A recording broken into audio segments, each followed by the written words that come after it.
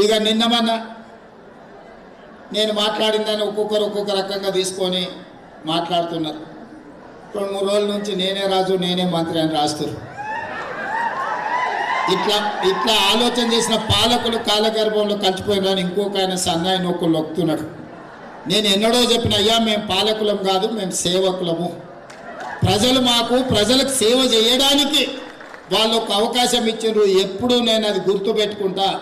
పాలకుడిగా ఎప్పుడూ నేను ప్రవర్తించలేదు.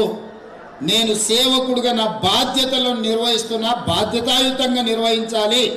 ఏ వర్గాలైతే నాకు ఈ హోదా ఇచ్చిండ్రో ఆ వర్గాలకు తిరిగి సేవ చెయ్యాలనే ఉద్దేశంతోనే ఈరోజు గిరిజనులు కానీ దళితులు కానీ 40 సంవత్సరాల మాదిగా ఉపకులాల సమస్య జటిలమైతే ఆ సమస్యను పరిష్కరించి వర్గీకరణ చేసి ఈరోజు ఆ వర్గాలకు ఏ వర్గాలైతే నన్ను ఆశీర్వదించారో ఈరోజు ఆ వర్గాలకు మేలు చేసిన మన బుడుగ జంగాలకు సంబంధించిన వాళ్ళు ఈసారి మాకు ఎంబీబీఎస్లో సీట్లు వచ్చినాయి, మన ప్రభుత్వంలో ఉద్యోగాలు వచ్చినాయి, మా లక్ష్మణ్ తీసుకొచ్చి కల్పిస్తే నేను చేసిన పని ఈ పేదలకు చేరుతుందని ఒక సంతృప్తి నాకు కలిగింది.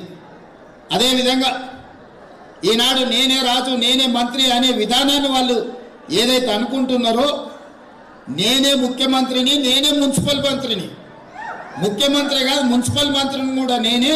అందుకే మున్సిపాలిటీ ఎన్నికలు జరుగుతున్నాయి, ఈ ఎన్నికల్లో అన్నిటికీ నేనే బాధ్యత తీసుకుంటా. గెలుపు ఓటమి ఏదైనా శాఖ మంత్రిగా తెలంగాణ రాష్ట్ర ముఖ్యమంత్రిగా అది నాదే బాధ్యత. ఈ ఫలితాలు 80% పైగా వస్తాయని చెప్పిన ఈరోజు 90% ఫలితాలు మనకు అనుకూలంగా వచ్చినాయి. కొంతమందికి ఇది జీర్ణం కాదు, కొంతమందికి అర్థం కాదు, కొంతమందికి అర్థమైనా దీన్ని స్వీకరించే గొప్ప మనసు వాళ్ళకు లేదు. ఎందుకంటే వాళ్ళు ఎంతసేపు ఉన్నా వాళ్ళు పేదోళ్ళు, మేము పాలించడానికే పుట్టాము, మాదిగోళ్ళు చెప్పులు కుట్టుకోవాలి, ఇంకొకటి చేపలు పట్టుకోవాలి, ఇంకొకడు పందులను పెంచుకోవాలి, ఇంకొకడు గొర్రెల్ని మేకల్ని పెంచుకోవాలి అని వాళ్ళకి ఆ పథకాలు ఇస్తాం. మా పిల్లలు మాత్రం రాజ్యాలు వెళ్ళాలి, మా పిల్లలు పుట్టిందే రాజ్యాలు వెళ్ళడానికి మాదిగోళ్ళు చెప్పులు కుట్టుకోవాలి, గొల్లోళ్ళు గొర్రెలు పెంచుకోవాలి, ముదిరాజులు చేపలు పట్టుకోవాలి, ఎరకలోళ్ళు పందులను పెంచుకోవాలన్న విధానం వాళ్ళది.